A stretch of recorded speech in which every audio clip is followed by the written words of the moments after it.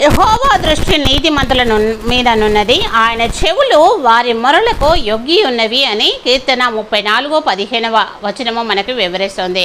వాక్యమైన దేవుడు మనతో మాట్లాడుచున్నాడు వాక్యము ద్వారా.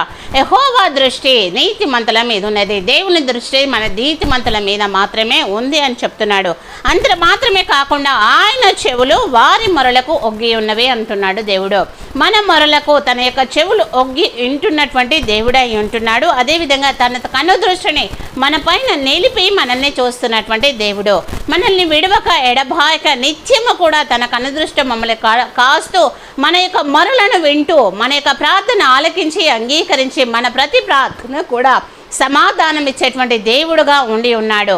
ఇంత గొప్ప దేవుని మనము కలిగి ఉన్నందుకు దేవునికి నిత్యము కూడా కృతజ్ఞతాస్తుతులు చెల్లించుట ఎంతో ధన్యత. ఆమేన్.